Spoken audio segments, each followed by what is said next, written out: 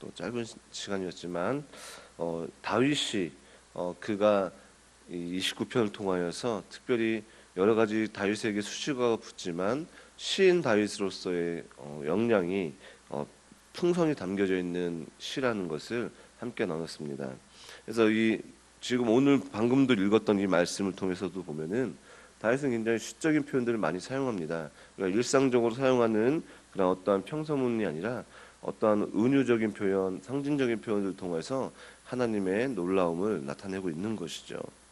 특별히 오늘 말씀의 제목이 여호와의 소리라는 말씀의 제목인데요. 오늘 다윗은 이 여호와의 소리를 통하여서 특별히 그 여호와의 소리를 하나님의 영광과 주권을 이 여호와의 소리로 이렇게 바꿔서 표현하는 것을 볼 수가 있습니다.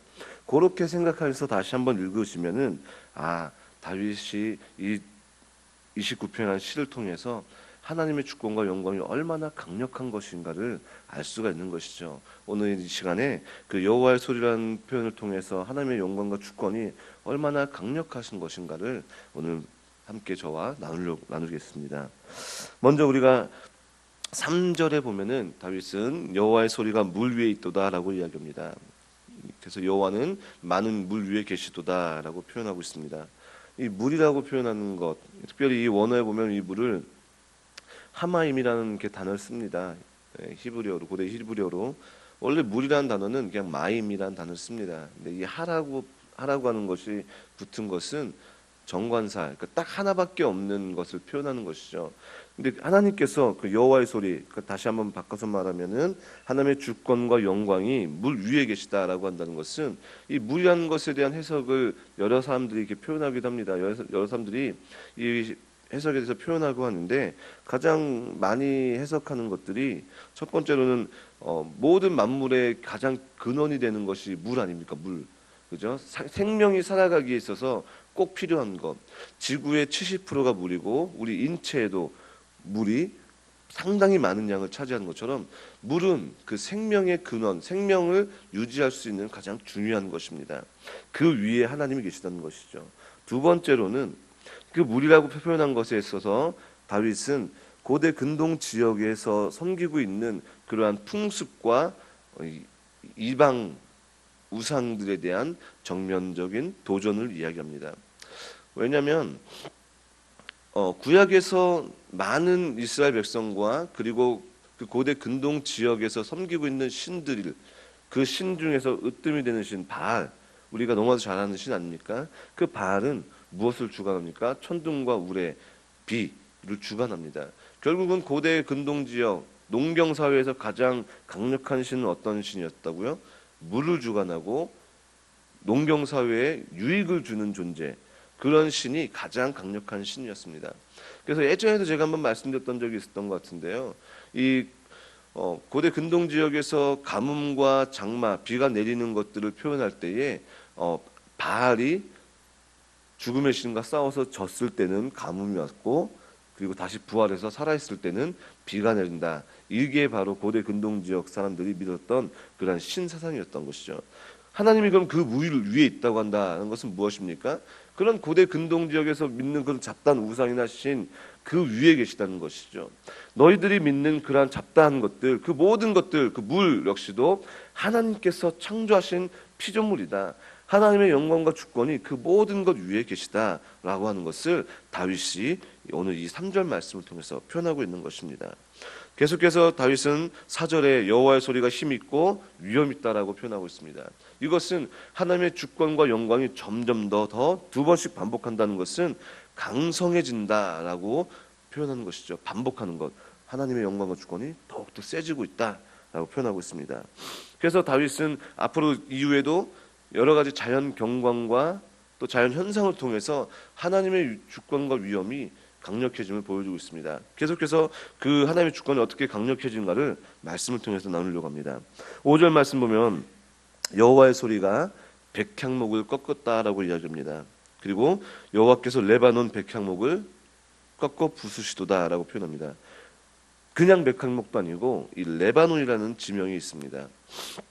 제가 이제 그 인터넷을 찾아보니까 이 레바논 백향목 하면 이제 레바논이 유명하더라고요. 그래서 그 다윗이 성전 건축을 준비할 때도 또 이 백향목을 엄청 많이 사용했습니다.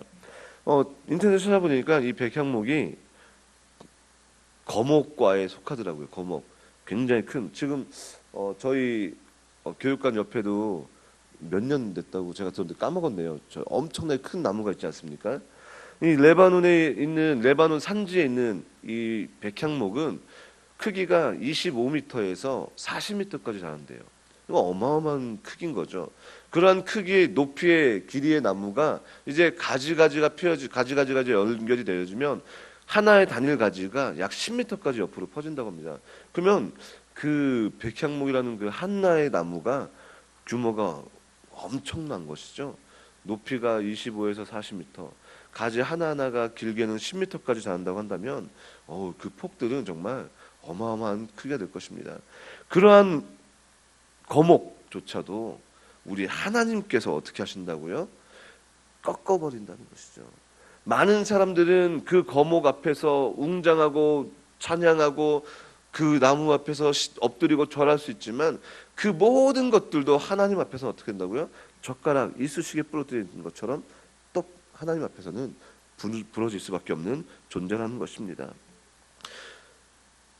또한 6절 말씀 보면은 그 나무를 송아지같이 뜨게 하시며, 결국은 하나님께서 부러뜨리면은 그냥 내동댕이 친다는 것이죠. 송아지가 날뛰는 것처럼 그 부러지는 것들이, 그 자네들이 뒹군다는 것입니다. 또한 6절에 레바논과 시련으로 들송아지같이 뛰게 하신다라고 표현하고 있습니다. 레바논이라고 하는 것은 우리 하나의 지칭, 지금도 레바논이라는 나라가 존재하고 있지만요, 이 다윗이 표현하고 있는 레바논은 팔레스타인 지역, 현재 그 이스라엘과 또 이스라엘 포함한 그 지중해 끼고 있는 그 지역의 맨 북단에 있는 레바논 산맥을 이야기합니다. 이 레바논 산맥, 굉장히 그 팔레스타인을 지탱하고 있는 굵은 산맥, 우리나라는 뭐 태백산맥 줄기가 있다고 하잖아요. 이 레바논은 그 팔레스타인을 지탱하고 있는 하나의 중추 허리와 같은 것인데, 그런 레바논도 하나님께서 어떻게 한다고요? 하나님께서 하나님의 주권과 영광이 개입되면 들송아지처럼 날뛴다는 것이죠. 견딜 수가 없다는 것입니다. 그 웅장한 그 산맥조차도. 그리고 여기에 보면 시련이라고 표현되고 있는데요, 이 시련은 레바논 산맥 끝에 있는, 동편에 있는 해발 2,800m까지 높이가 있는 헤르몬산을 이야기합니다. 결국은 이 굉장히 굵고 굵직하고 강력한 이 레바논 산맥과 그 레바논 산맥의 대표가 되는 동편에 있는 헤르몬산도 하나님께서 바라시면 어떻게 된다고요? 송아지같이 날뛴다고. 아무런 하나님 앞에서 미천한 존재, 그 송아지, 연약하고 들송아지는 겁이 많거든요. 겁이 많고 작은 충격과 소리에도 도망다니는 그러한 존재인데, 그렇게 웅장한 자연 경관과 산맥과 높은 고산도 하나님 앞에서는 미천한 그러한 겁먹은 송아지 같다라고 표현하는 것입니다. 아무것도 아니라는 것이죠.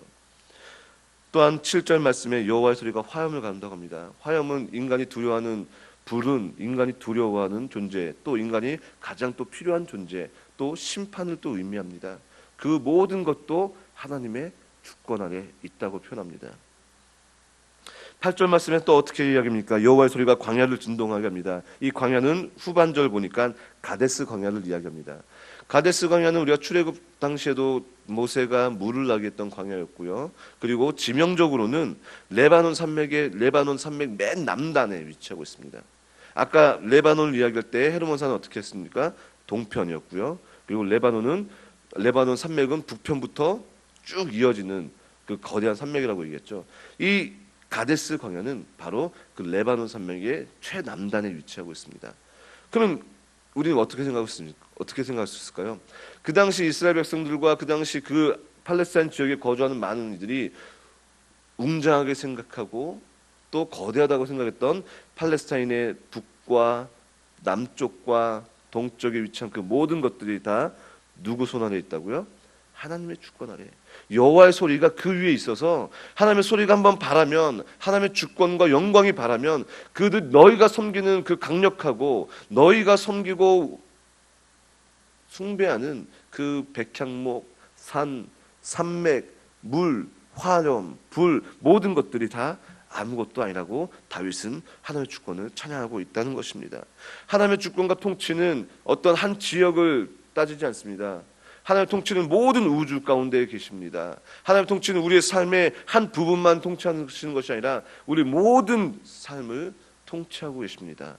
다윗은 그 놀라운 하나님의 주권을 이 여호와의 소리를 표현하면서 찬양하고 있다는 것입니다. 마지막으로 9절 말씀에는 이렇게 표현합니다.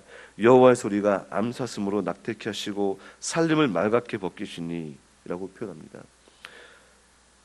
암사슴으로 낙태케 한다는 표현은 하나님께서는 생명을 주관하고 계신다는 겁니다. 생명.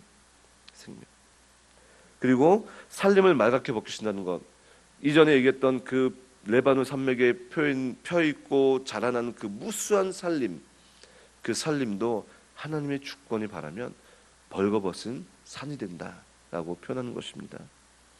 초목과 그리고 생명과 그 모든 것들도 우리 하나님의 주권 아래 있다는 것을 다윗은 표현하고 있습니다. 특별히 다윗은 오늘 이 여호와의 소리라는 표현을 7번 반복하고 있습니다.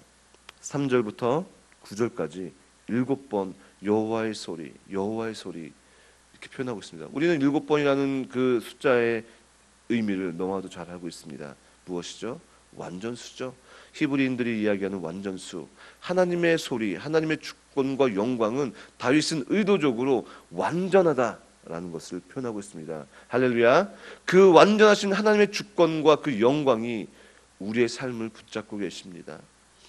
우리의 생명과 우리가 숭배하고 우리가 붙잡고 있는 그 모든 것들은 하나님의 주권과 영광 아래 아무것도 아닌 것입니다. 그렇기 때문에 우리가 살아가는 것, 우리가 아무리 거대하다고 생각하는 것, 그것들은 하나님에 비해서 결코 비교할 수 없는 존재이며 우리가 그런 것들에 의해서 우리는 결코 두렵거나 결코 우리가 물러서거나 우리가 주저하지 않을 수 있는 이유가 바로 그것입니다. 9절 맨 하반절 마지막에 무엇이라고 얘기합니까? 그 전, 하나님의 전에서 그 모든 것을 말하기를 영광이라고 이야기합니다. 그렇습니다. 하나님의 전에서 통치하는 하나님의 전에서 이야기하는 것, 그 많은 천국과 천사들을 이야기하는 것이겠죠. 그들은 하나님 앞에 영광이라고 이야기합니다. 하나님의 전에 거하는 것, 하나님의 나라에 있는 그 모든 것들은 이 땅 가운데 있는 것들과 비교할 수는 없는 것이죠. 그래서 여기 땅에 있는 것들은 다 썩어지고 없어지고 이제는 소멸될 것입니다. 우리가 그 소멸될 것들에 의해서 우리는 결코 낭망하거나 절망할 필요가 없다는 것입니다. 우리 이 땅 가운데 살아가면서 무엇을 향해서 나아갑니까?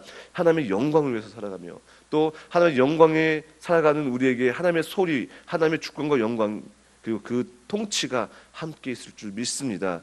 우리의 삶의 주권은 우리에 있는 것이 아니라 우리 하나님께 있음을 고백하며 오늘 한 주간도 또 우리의 삶 가운데 그 하나님을 붙잡고 살아가는 우리 모두가 되기를 간절히 소망합니다. 기도하겠습니다.